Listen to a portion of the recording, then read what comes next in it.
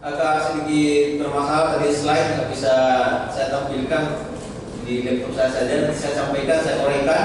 Gitu ya Bapak Ibu ya, kita boleh menyimak. Ya, tema firman Tuhan pada sore hari ini bagi kita di hari pencurahan Roh Kudus ini, pencurahan Roh Kudus. Ya Bapak Ibu, dari teks firman Tuhan yang kita sudah dengar tadi, ada beberapa hal terkait tema pencurahan Roh Kudus atau hari Pentakosta pada sore hari ini. Yang pertama itu dari teks firman Tuhan tadi itu, Allah yang mencurahkan rohnya. Jadi dari firman Tuhan tadi dikatakan Allah lah yang mencurahkan rohnya. Jadi pencurahan Roh Kudus adalah penggenapan janji Allah. Janji sejak zaman perjanjian lama yang dikatakan di dalam kitab Yoel tadi, dan juga penggenapannya di dalam perjanjian baru sebagaimana dikatakan di dalam Kisah Para Rasul pasal yang kedua itu. Jadi apa yang dikatakan di dalam Yoel pasal 2 itu merupakan kelanjutan yang akan terjadi terus dalam peristiwa sejarah, dalam rencana Tuhan, dan akhirnya penggenapan terjadi di dalam peristiwa Pentakosta sebagaimana yang ditulis di dalam Kisah Para Rasul pasal 2 itu.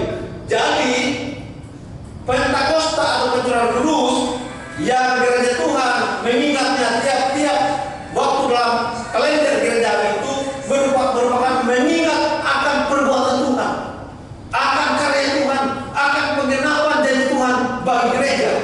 Jadi ibadah Pentakosta atau pencurahan kudus merupakan mengingat perbuatan Tuhan Bapak Ibu yang telah terjadi, janjinya dari ribuan tahun yang lalu dari masa PL zaman Yoel, dan terjadi penggenapan di zaman para rasul sesudah Roh Kudus turun di hari Pentakosta sebagaimana yang kita dengar dari firman Tuhan. Bapak Ibu, lebih lanjut dikatakan pencurahan Roh Kudus yang digenapi itu pencurahan Roh Kudus ke atas semua orang. Dalam teks tadi, teks Yoel itu ke atas semua orang. Kalau kita lihat dalam konteks Yoel, memang Nabi Yoel bernubuat karena Tuhan sudah mengatakannya bahwa mereka akan diberikan roh oleh Tuhan, yaitu kepada bangsa Israel. Janjinya memang kepada bangsa Israel. Jadi jelas bahwa konteksnya kepada orang percaya, kepada orang-orang Israel janjinya, gitu ya, janji ke sana. Tapi dalam perjalanan waktu nanti akan dilihat bagaimana penggenapannya diterima oleh para rasul. Ya, janji ini kepada semua orang, kepada semua orang percaya, kepada siapa saja. Itu janji akan pencurahan Roh Kudus. Orang percaya atau semua orang percaya dikatakan di dalam teks firman Tuhan tadi lebih jelas lagi, pencurahan Roh Kudus kepada semua atau kepada anak-anak laki-laki dan anak perempuan. Jadi janji pencurahan Roh Kudus kepada anak-anakmu laki-laki dan kepada anak-anakmu perempuan. Jadi rupanya janji pencurahan Roh Kudus itu dikatakan dari kitab Yoel tadi itu juga kepada anak-anak, kepada anak-anak Bapak Ibu, baik jenis kelamin laki-laki maupun jenis kelamin perempuan. Jadi tidak ada yang namanya diskriminasi jenis kelamin. Roh Kudus dicurahkan bagi semua jenis kelamin, baik bagi laki-laki maupun bagi perempuan, bagi anak-anak dicurahkan. Itu janji Tuhan, gitu ya. Jadi tidak ada diskriminasi, tidak ada yang mengatakan hanya kepada laki-laki, hanya kepada perempuan. Tidak ada yang mengatakan saya lebih unggul, saya lebih hebat. Tidak ada itu, sama semuanya. Roh Kudus dicurahkan kepada anak-anak laki-laki dan kepada anak-anak perempuan. Jadi jelas pesan firman Tuhan ini Bapak Ibu jemaat Tuhan, anak-anak pun menjadi target di mana Allah mencurahkan Roh Kudus. Jadi kadang-kadang kita berpikir bahwa kadang-kadang ya hanya orang-orang besar gitu ya, hanya pendeta besar gitu ya, pendeta luar biasa. Karena kita berpikir begitu, yang menerima dan mengalami pencurahan Roh Kudus dan ada Roh Kudus luar biasa. Dan firman Tuhan jelaskan kepada anak-anakmu laki-laki dan perempuan, itu janjinya itu. Jadi ada ruang bagi anak-anak baik laki-laki maupun perempuan untuk mengalami kuasa Tuhan, mengalami pencurahan Roh Kudus. Roh Kudus juga tercurah kepada atau atas hamba-hamba laki-laki dan perempuan. Ya, dalam konteks kehidupan bangsa Israel itu, dalam kehidupan tiap rumah tangga itu istilah hamba itu sudah ada. Kalau istilah sekarang yang modern, asisten rumah tangga kan, ada begitu istilah sekarang. Jadi rupanya orang-orang yang menjadi hamba dalam kehidupan bangsa Israel pun menjadi sasaran yang akan dipakai oleh Tuhan. Roh Kudus juga akan dicurahkan bagi mereka. Hamba Semuanya dipakai oleh Tuhan. Kadang-kadang konsep hamba itu kan kita berpikir dalam proses kerja mereka itu apa itu? Hamba itu kerjanya apa itu? Membantu kan? Membantu dalam rumah tangga. Seolah-olah tanda kutip orang melihat pekerjaan mereka itu hanya sebagai tanda kutip kalau tak saya itu pembantu, sekarang asisten rumah tangga. Bekerjaan untuk menyiapkan itu. Ternyata orang-orang yang seperti ini, kata firman Tuhan, mereka juga akan dicurahkan rohnya oleh Tuhan. Jangan yang kita menjuali. Jadi orang-orang yang dikatakan hamba pun akan dipakai luar biasa oleh Tuhan dalam konteks kehidupan mereka sebagai hamba. Jadi setiap orang yang bekerja sebagai asisten rumah tangga, gitu ya, yang bekerja di mana saja, surat-surat juga orang yang hebat. Walaupun istilahnya begitu, akan dipakai oleh Roh Kudus, dipakai oleh Tuhan. Roh Kudus akan tercurah atas kehidupan setiap asisten rumah tangga. Bapak Ibu, di beberapa daerah, saya baru ikuti seminar yang lalu itu di Jepang, di Korea, dan beberapa negara yang sudah maju ya. Ternyata TKI TKW dari Indonesia cukup banyak di sana ya. Cukup banyak. Kalau asisten rumah tangga Kristen masuk di sana dan mereka menjadi orang yang diurapi oleh Tuhan, diurapi oleh Roh Kudus, maka mereka akan menjadi alat Tuhan yang sangat luar biasa, sangat maksimal, bisa menjadi saksi Tuhan lewat pekerjaan mereka yang baik karena ada Roh Kudus. Mereka akan menjadi saksi di tengah di mana mereka akan bekerja, di hadapan, di tengah keluarga tuannya, bosnya begitu. Jadi sangat maksimal. Ya kita sendiri yang bukan asisten rumah tangga sulit kita untuk masuk ke rumah tangga. Tapi orang yang berdiri dalam profesi sebagai asisten rumah tangga, di situ mereka bisa masuk dalam semua kalangan. Kita hanya di kalangan masyarakat. Asisten rumah tangga orang hebat. Kalau dia bekerja di orang kaya, di pejabat, mereka bisa masuk di sana dan menjadi saksi di sana. Gitu. Contoh dalam Alkitab Bapak Ibu, Yusuf sebelum menjadi perdana menteri dia juga menjadi asisten rumah tangga, kan? Mulai dari keluarga Potifar baru masuk ke istana di Mesir. Dia itu bekerja yang baik luar biasa, menyaksikan Tuhan sebagai asisten rumah tangga dulu sebelum dia akan menjadi perdana menteri. Sebelum dia akan menjadi perdana menteri, dia itu asisten rumah tangga luar biasa. Di Godam Potifar, Tante Potifar, dia tidak berkimik. Karena dia jaga keputusan itu sebagai asisten rumah tangga yang baik. Kalau dia jatuh dengan Tante Potifar, bagaimana kelanjutannya? Tidak mungkin menjadi perdana menteri, tidak mungkin menjadi saksi Tuhan kan? Tapi dia menjadi anak muda luar biasa, Yusuf. Itu contoh, ya. Karena ada Roh Tuhan dalam hidupnya, ada Tuhan bersama dengan dia. Dia takut akan Tuhan. Amin. Maka sangat strategis sekali sebenarnya dari firman Tuhan ini. Asisten rumah tangga yang ada di mana saja di negara. Banyak sekarang pelayanan profesi profesional ya. Lewat asisten rumah tangga juga di daerah seperti di Hong Kong. Banyak itu gereja-gereja secara berdiri dan asisten rumah tangga dari tempat-tempat di mana orang Kristen ada. Dari NTT juga banyak. Dan mereka itu menjadi orang yang dipakai oleh Tuhan, menjangkau, menjadi orang yang dipakai oleh Tuhan di tengah-tengah di mana mereka bekerja. Banyak sekarang. Lewat mereka lebih strategis. Coba aja kita izin mau masuk di rumah orang kaya pejabat, sulit. Tapi kalau asisten rumah tangga dia sudah ada di situ, dia tinggal menjadi saksi Tuhan. Orang dipakai Roh Kudus. Kalau dia dipakai Roh Kudus, walaupun dia bosnya bos gitu ya, dia akan didengar. Ada satu peristiwa dalam Alkitab, anak bangsa Israel itu ada perhatian dia, seorang anak itu saya lupa namanya. Tapi dia dipakai oleh Tuhan, dipakai oleh Roh Kudus, menyaksikan dia berkata sesuatu yang diberikan oleh Tuhan. Dia berkata, akhirnya raja itu kan betul. Lupa saya namanya. Seorang anak kecil. Tapi dia berkata karena hikmat Tuhan, dia didengar. Karena ada urutan Tuhan di sini. Asisten rumah tangga pun begitu. Kalau dia diurapi oleh Tuhan, maka perkataannya itu perkataan yang datang dari Tuhan. Apakah menjadi hal yang luar biasa ketika tengah bosnya? Hamba-hamba pun diurapi oleh Tuhan. Jadi kita tidak bisa menganggap remeh yang namanya hamba-hamba asisten rumah tangga. Pada saat persiapan saya berpikir, hamba-hamba ini asisten rumah tangga lebih hebat dari saya. Karena mereka bisa masuk ke sana, mereka bisa bersaksi di sana. Banyak juga kesaksian misi, gitu ya. Penyeluruhan justru lebih maksimal atau lewat asisten rumah tangga. TKI, TKW yang ada di luar atau di mana saja. Kalau dia sudah bertobat takut Tuhan, model seperti Yusuf akan pengaruh. Dia mau keluar dari situ, lepas dari bos karena dia baik, menjadi saksi, berdampak dalam segala hal. Itu hamba-hamba yang bergerak oleh Tuhan. Tidak mustahil juga bagi jemaat Tuhan sekarang, bagi kita sekarang, kalau menyerahkan kepada Tuhan, kepada Tuhan, Roh Kudus bekerja dalam hidup kita, disitulah akan terjadi hal yang luar biasa bagaimana orang melihat. Tujuan pencurahan Roh Kudus yaitu untuk memberdayakan jemaat sehingga dapat bersaksi dan melayani Tuhan.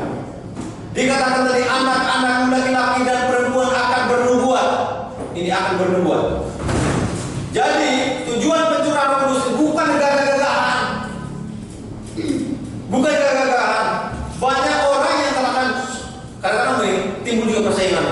Siapa yang paling kurang Roh Kudus, siapa yang kurang diurang. Yang muncullah fenomena-fenomena itu kan begitu kan? Terjadi persaingan pelayanan, persaingan pengaruh antara hamba Tuhan pun begitu. Kadang-kadang bisa muncul. Tapi dikatakan tujuannya yang paling utama bahwa anak-anak laki-laki dan perempuan akan bernubuat. Bernubuat itu apa? Bernubuat itu mengucapkan atau menyampaikan pesan dari Tuhan. Kalau dalam perjanjian lama itu, nabi sebagai hamba Tuhan itu mereka menyampaikan pesan Tuhan. Tuhan berbicara, mereka tangkap pesan Tuhan, maka mereka mulai bernubuat. Tuhan berkata, dia bernubuat sampaikan kepada bangsa Israel. Itu artinya bernubuat, dan menyampaikan pesan Tuhan. Maka anak-anak laki-laki dan perempuan juga dipakai Tuhan untuk menyampaikan pesan Tuhan. Kalau hidupnya terkasih dengan Tuhan, pasti ada pesan-pesan Tuhan yang Tuhan mau sampaikan. Tapi pesan ini tentulah pesan berdasarkan firman Tuhan. Kalau ada pesan, ukurannya firman Tuhan. Jangan sampai pesan-pesan WA, pesan-pesan yang terlepas dari firman Tuhan. Pesan yang dimaksud pesan firman Tuhan. Nabi pun kalau bernubuat dari Tuhan, dan itu firman Tuhan disampaikan kepada bangsa Israel. Kamu harus begini, kamu harus begitu. Akan terjadi begini, akan terjadi begitu. Itu nubuatan. Tidak bernubuat. Apakah nubuatan sudah digenapi? Ada hal yang sudah digenapi, tapi ada juga hal yang Tuhan mau katakan gitu, dalam bentuk rema berbicara kepada kita, tapi berjalan bersama-sama dengan firman Tuhan di Alkitab. Jadi kalau anak-anak muda, ya, anak-anak laki-laki perempuan, dia tahu firman Tuhan, baca firman Tuhan, hal yang simpel saja. Firman Tuhan yang dia dengar, firman Tuhan yang dia baca, yang dia paham, itulah yang dia sampaikan. Pesan Tuhan berupa nubuatan-nubuatan. Jadi jangan bernubuat lepas dari firman Tuhan. Karena kadang-kadang muncul juga nubuatan-nubuatan yang saya disuruh Tuhan, bernubuat begini-begini, ya. Kadang-kadang timbul lagi nubuat-nubuat yang bisa menghakimi orang, mengklaim. Bisa jadi ini juga perlu hati-hati. Karena ada di beberapa daerah yang istilah itu gila nubuatan. Ketemu hamba Tuhan, saya mendapat nubuatan dari Tuhan. Saya mendapat nubuatan dari Tuhan. Saya tidak menyaksikan itu, bisa jadi, tapi perlu hati-hati. Hati-hatinya di mana? Nubuatan itu tidak pernah bertentangan dengan firman Tuhan. Nubuatan selalu searah dengan firman Tuhan, karena pesan nubuatan pesan Tuhan, pesan lewat firman Tuhan. Bisa saja Tuhan berbicara secara langsung, bisa, tapi yang berbicara secara langsung itu tidak bertentangan dengan firman yang tertulis. Itu pesan nubuatan apa yang saya mau sampaikan? Pesan nubuatan Tuhan bahwa Tuhan Yesus adalah Juru Selamat. Dia akan datang di hari kemudian. Pasti kedatangannya itu, maka membawa orang supaya percaya Yesus, akan mendapat penghakiman berhari terakhir. Itulah hal yang kita sampaikan buatan tentang Kristus. Ya, dia akan datang, kan gitu, secara simpel. Tapi kalau ada berbicara yang lain juga boleh, silakan. Tapi ukurannya firman Tuhan, supaya kita tidak terjebak kepada hal-hal yang di luar itu. Itu ya Bapak Ibu ya, terutama anak-anak. Bisa mereka menyampaikan. Kalau Tuhan berbicara, jangan kita langsung, kami anak-anak, berarti apa? Langsung kita hakimi, jangan. Kalau dia berbicara, kita patut mendengarkan, karena Roh Kudus bisa masuk mereka. Tapi kita harus melihatnya searah dengan firman Tuhan. Mereka akan dipakai oleh Tuhan, siapapun, anak-anak kecil di sini pun. Kita tidak bisa menginstruksikan mereka, bisa mengatakan sesuatu, tapi sesuai dengan firman Tuhan. Itu menjadi ukuran bagi kita terbuka dengan segala macam pesan buatan, begitu ya. Juga dikatakan tujuan yang berikut, orang-orang yang tua akan mendapat mimpi. Mimpi itu pengalaman spiritual. Mimpi itu menjadi sarana menerima dan menyampaikan oleh Tuhan pesan Tuhan dan memberitakannya dalam bentuk peringatan, bentuk janji-janji. Kalau berbicara tentang mimpi orang-orang tua ya, orang-orang yang tua, orang-orang tua, Orang-orang tua ini kan karena juga banyak pengalaman dalam kehidupan, bisa diperoleh Tuhan dalam bentuk bagaimana mereka menyampaikan satu lewat mimpi. Itu yang pertama juga gitu ya. Dalam Alkitab juga sudah ada contoh Yusuf itu kan pada saat mengatakan rencana Tuhan kepada saudara-saudaranya lewat mimpi. Jadi Tuhan juga bisa berkesan lewat mimpi, tapi bukan mimpi buruk dan bukan bunga tidur yang mimpi ya, tapi dari Tuhan. Ada juga orang yang begitu, punya karunia itu, gitu ya. Sekali lagi saya katakan, kemampuan kekuatan khusus dari Tuhan lewat mimpi sebagai sarana untuk menyampaikan pesan Tuhan diukur lagi dari firman Tuhan. Kadang-kadang ada suatu peristiwa, banyak suatu peristiwa itu kadang-kadang Tuhan berbicara juga lewat mimpi, pesan itu untuk disampaikan. Ada kejadian-kejadian yang Tuhan sudah ingatkan lewat mimpi. Tapi mimpi itu bagaimana mengukurnya? Apakah mimpi itu betul bunga tidur, mimpi buruk atau mimpi dari Tuhan? Itu bisa kita ukur. Tapi ukurannya firman Tuhan. Pahami dulu. Seperti Yusuf kan, waktu dia mimpi itu kan, contoh ya, ada lembu yang kurus dan yang gemuk, gitu ya.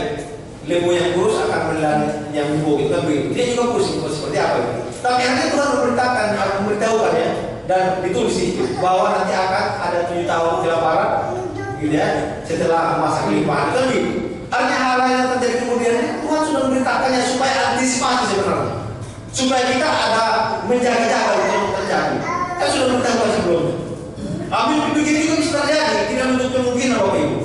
Jadi mimpi itu boleh juga kita katakan jangan tercepat-cepat ya. Jangan kita katakan ini hanya muat tidur. Tapi jangan sampai Tuhan mau katakan sesuatu karena kita bilang muat tidur aja gitu ya. Mimpi aja, tahu-tahu kita tidak menyampaikan. Itu juga salah. Saya juga diingatkan juga lagi. Karena saya kadang-kadang orang yang agak sulit untuk terlalu berkecimpung di bidang-bidang mimpi ini. Mimpilah gitu ya, berbuatlah lagi. Tapi Tuhan juga mengingatkan. Kalau Tuhan mau menyampaikan mimpi kepada saya nanti malam, ya saya terima itu. Mimpi mau katakan apa? Tentang maksud Tuhan kepada seseorang atau kepada siapa? Bisa kan begitu? Bisa itu. Tapi kita harus tahu maksud Tuhan itu tentulah mimpinya kalau benar Tuhan itu membangun. Membangun apa? Membangun kerohanian, membangun karakter. Ada janji-janji Tuhan di dalamnya itu. Ada janji Tuhan. Itu lewat mimpi bisa. Orang tua juga gitu ya. Tapi kalau ada mimpi yang memang kita tahu pesan Tuhan, silakan di-sharing. Mungkin kalau jemaat takut nanti salah, sharing juga dengan kita semua. Dan kita melihat dari model-modelnya itu, dan kita lihat di firman Tuhan ada maksud Tuhan gitu kan. Bisa pesannya lewat situ. Roh Kudus bekerja juga lewat mimpi, gitu ya. Juga terdengar akan mendapat penglihatan. Penglihatan itu kemampuan untuk menerima atau melihat hal-hal atau perkara-perkara rohani secara spiritual. Mereka punya penglihatan rohani. Tidak semua orang kadang dikasih Tuhan karena untuk itu ya. Ada orang tertentu memang untuk itu, tapi bisa juga semua jemaat terbuka untuk itu. Melihat secara rohani, punya penglihatan. Dia diberikan penglihatan akan terjadi begini. Berarti ada antisipasi.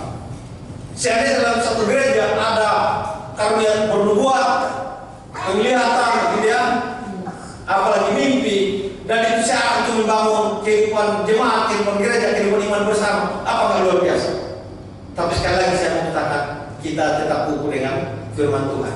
Kalau itu dari Tuhan, pasti mendatangkan damai sejahtera, membangun iman, membangun rohani, membangun karakter kita. Kita semakin kuat memahami siapa Tuhan, bekerja lewat mimpi, lewat buatan, lewat penglihatan. Itu maksudnya. Kita bukan itu. Kita juga tidak anti dengan itu. Karena kadang-kadang ada juga orang yang anti dengan itu, ya. Tapi ada juga orang yang terlalu mengagung-agungkan itu. Kita perlu hati-hati.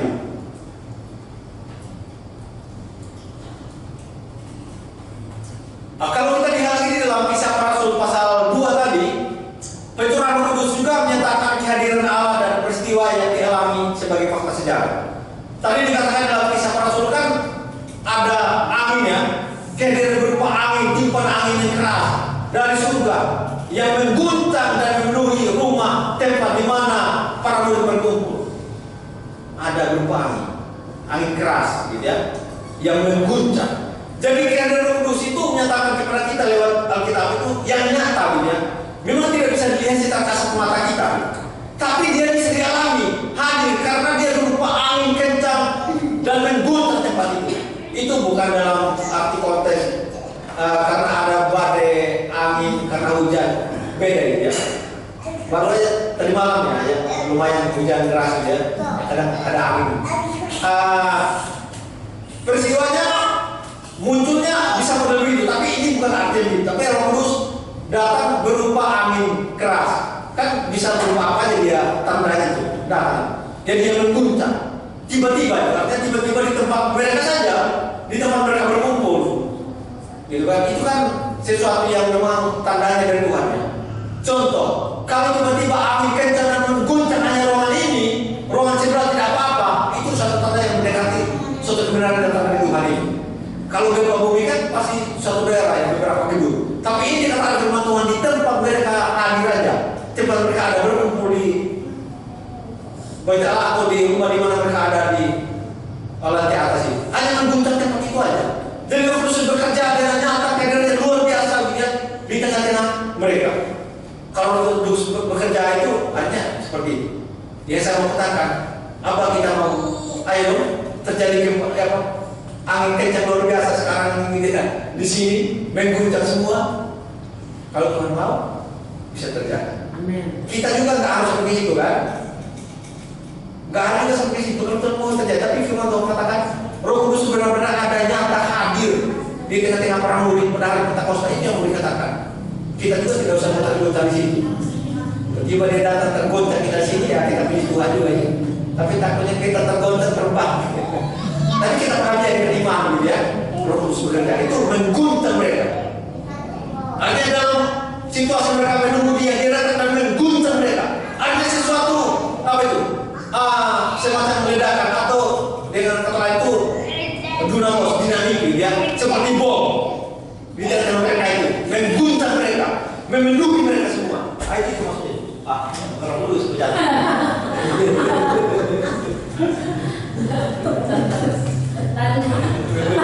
Enggak karena posisi. Ini jadi mengguncang tempat itu Bapak Ibu. Itu peristiwa sejarah yang terjadi. Kadang-kadang biasanya belum bekerja begitu.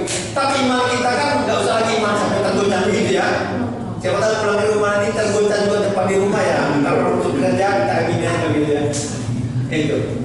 Yang berikut kehadiran Roh Kudus juga berupa lidah-lidah api yang bertebaran dan hinggap pada mereka masing-masing.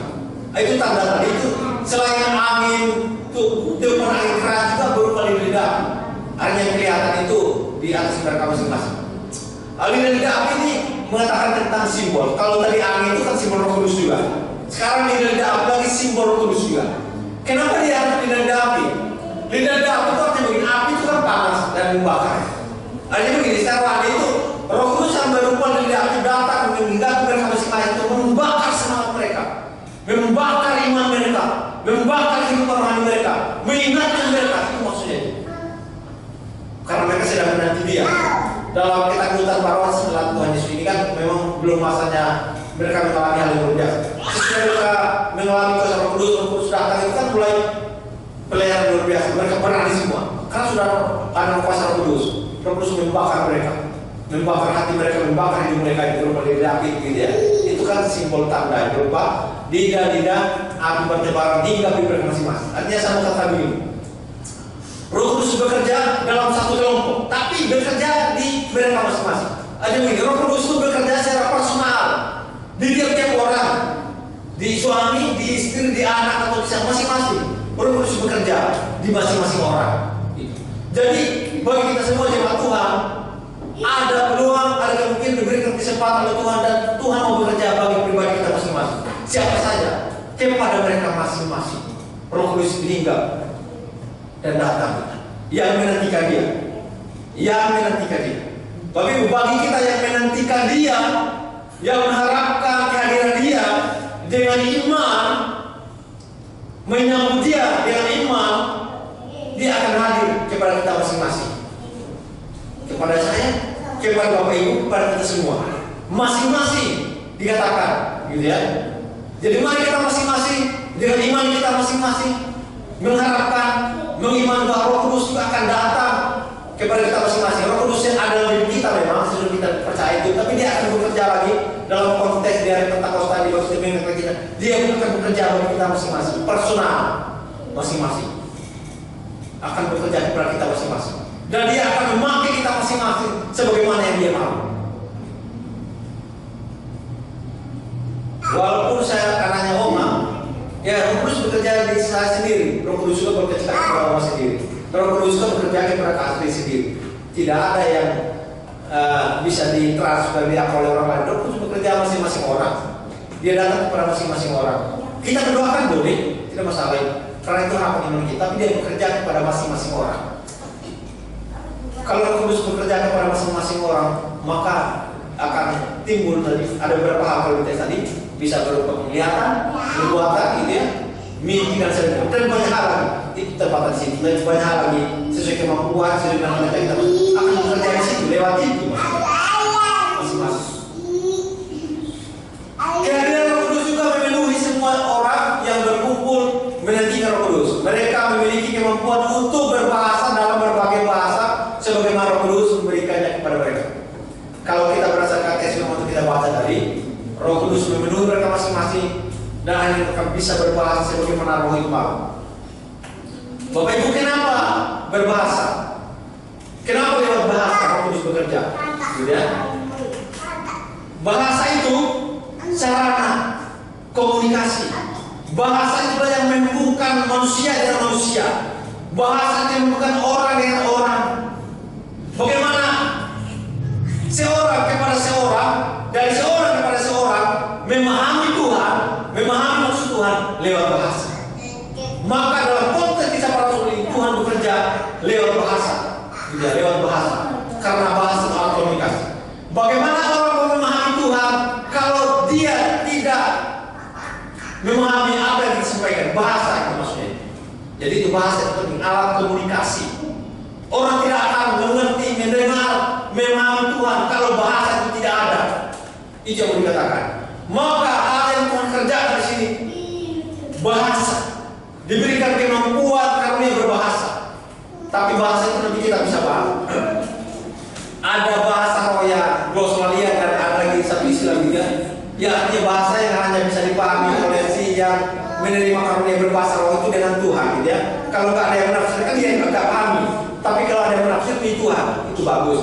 Tapi kalau bahasa yang dikatakan bahasa roh di dalam kisah para rasul ini bahasa yang memang ada di suku masing-masing, yang ada di tengah bangsa masing-masing, yang ada suku-sukunya lagi.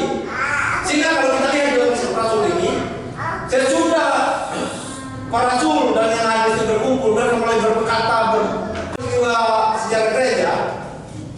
Sesudah mereka memahami bahasa-bahasa itu dan mereka tahu apa yang dikatakan tentang perbuatan penyedaran, itu kesimpulannya di dalam kisah para rasul 2 itu kan tentang perbuatan penyedaran, perbuatan penyedaran itu yang dikatakan berbahasa itu, dan mereka menangkap itu. Kok bisa mereka berbahasa kita?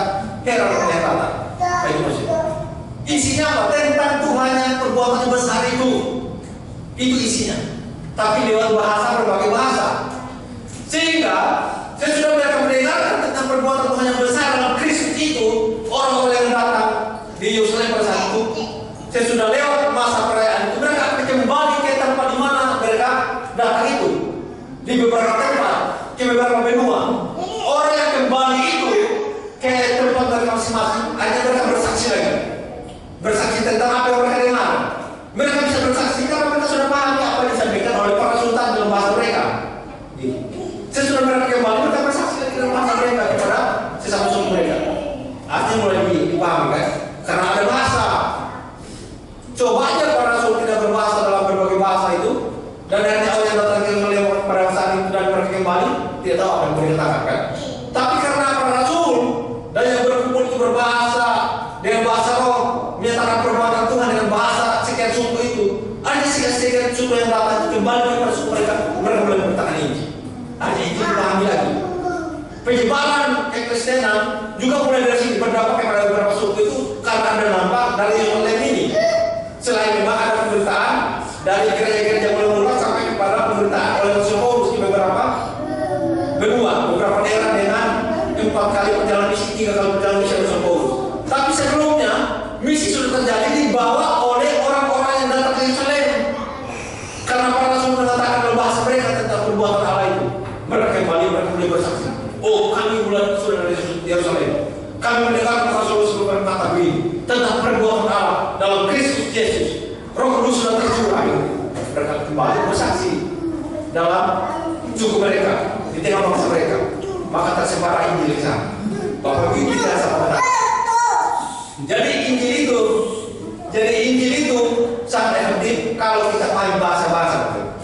Kita kan punya bahasa daerah masing-masing ya. Mungkin sebelum kita diberikan karunia berbahasa sekian, mungkin di bahasa kita bisa komunikasi atau bahasa mana yang kita mengerti. Membahas itu sarana penginjilan itu dipakai Roh Kudus. Tapi kita berdoa supaya Tuhan berikan karunia kepada kita. Kalau tidak mungkin bahasa Sunda ya, supaya kalau ketemu dengan orang Sunda itu cerita jadi lebih nyambung, lebih enak. Secara psikologi itu ada kedekatan bahasa ibu mereka. Itu Roh Kudus bekerja karena Tuhan tahu bahwa bahasa daerah mereka itu bahasa ibu yang paling dekat. Roh Kudus bekerja sehingga mereka bisa berbahasa dalam bahasa daerah itu tiba-tiba. Memang bahasa itu bisa dipelajari, bisa juga itu. Karena ada juga mata pelajaran bahasa yang dipelajari kan seperti apa? Bisa juga itu. Tuhan juga berkati itu. Tapi dalam peristiwa Pentakosta ini Roh Kudus bekerja luar biasa. Tiba-tiba orang bisa berbahasa Manado mungkin berbahasa NTT, berbahasa apa tiba-tiba contoh bicara. Bisa aja terjadi. Karena mereka tidak pernah belajar itu. Tiba-tiba Roh Kudus bekerja. Bahasa sarana penginjilan. Nah, sehingga dengan bahasa itu kita juga pahami dalam Matius pasal 28 ya. Beritakan Injil kepada semua bangsa. Kalau beritakan kepada semua bangsa, kan bangsa-bangsa itu punya bahasa masing-masing. Jadi apa yang dikatakan dalam Kisah pasal 2 ini ada hubungannya dengan Matius pasal 28 itu. Karena yang budaya mereka lewat bahasa mereka, maka harus bekerja juga lewat bahasa. Bahasa sangat efektif. Memang ada bahasa Indonesia, tapi kadang bahasa yang lebihnya bukan kedekatan bahasa ibu kan. Coba dengan orang Manado, tetap dengan Manado karena kedekatan. Jadi kita mau menginjil kepada orang yang lain, aja lewat bahasa kedekatan bahasa ibu. Maka Kudus bekerja lewat bahasa yang dipakai luar biasa oleh Tuhan, Bapak Ibu ya. Jadi lewat peristiwa Pentakosta ini, Bapak Ibu, firman Tuhan sudah kita dengar. Saya, Bapak Ibu, masing-masing, mari kita berdoa, memberi diri kita, membuka hati kita.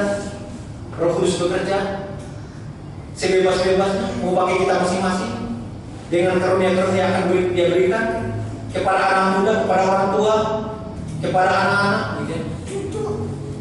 Kepada anak-anak begini juga bagus. Biar aja dia apa namanya itu melatih apa namanya itu kemampuan berbahasa dan keberanian ini.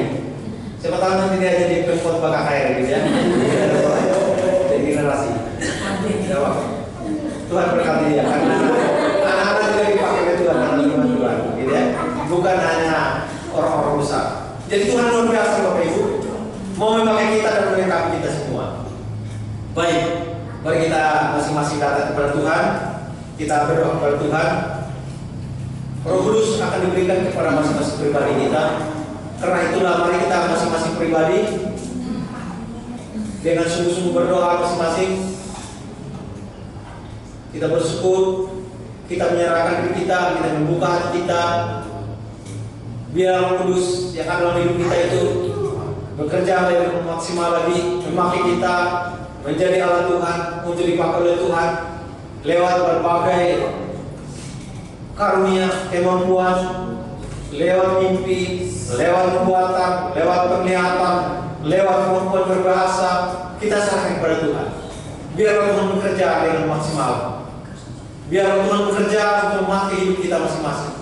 Silakan Bapak Ibu berdoa masing-masing. Karena Tuhan bekerja dalam hidup Bapak Ibu masing-masing. Saya akan mendukung Bapak Ibu dan saya akan mengaminkan doa kita masing-masing. Tapi saya rindu Bapak Ibu masing-masing di hadapan Tuhan. Di hari Pentakosta ini, biarlah Tuhan datang masing-masing berbicara saat ini. Apa yang Tuhan mau bicara kepada Bapak Ibu? Apa kerinduan Bapak Ibu di hadapan Tuhan untuk dipakai oleh Tuhan dengan kemampuan yang ada, sesuai dengan umur masing-masing, sesuai dengan jenis kelamin masing-masing, sesuai dengan pekerjaan profesi masing-masing.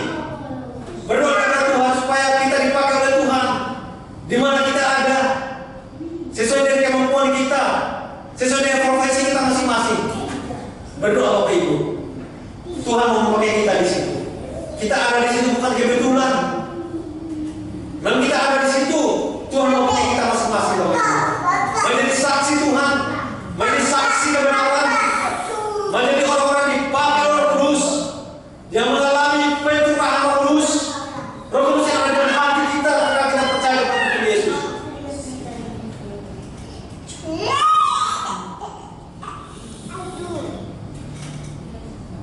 Tuhan terima kasih. Inilah kami semua umat-Mu, jemaat-Mu yang ada di ruangan ini maupun Bapak Ibu yang bersama-sama dengan kami dari rumah atau di tempat mereka masing-masing. Kami berdoa Tuhan, bersyukur bahwa Engkau telah menyelamatkan kami semua. Engkau juga memberikan Roh Kudus kepada kami, dan Roh Kudus bekerja lewat kami. Engkau memakai kami untuk menjadi alat-Mu, menyampaikan maksud-Mu kepada dunia ini. Kami rindu Tuhan. Kuasa itu nyata bagi kami semua. Kuasa itu bekerja sekarang dan seterusnya, bekerja dalam kehidupan kami masing-masing. Dan kuasa Roh Kudus yang turun dari surga itu mengurapi kami, menyertai kami. Jadi surahkan dari atas itu berikan kepada kami urapan, otoritas, kuasa, kemampuan untuk kami mampu dan berani bersaksi bagi kita. Tuhan terima kasih. Terima kasih. Tuhan, inilah kami semua umat-Mu, jemaat-Mu. Kami tahu kami terbatas, kami mohon ampun Tuhan. Tapi kami tahu juga Engkau memakai kami, dan Engkau dapat bekerja. Bekerjalah Tuhan. Kuasa-Mu menolong kami, kuasa-Mu bekerja bagi kami. Terima kasih, terima kasih. Terpujilah Engkau Bapa, terpujilah Engkau ya Yesus, yang telah mengutus Roh Kudus sebagai penolong bagi kami, menolong kami untuk bersaksi bagi Engkau, menolong kami juga untuk hidup berkenan kepadamu sebagai buah-buah iman dalam kehidupan kami. Terima kasih Tuhan, terima kasih. Terpujilah Engkau. Dalam nama Tuhan Yesus kami berdoa. Amin.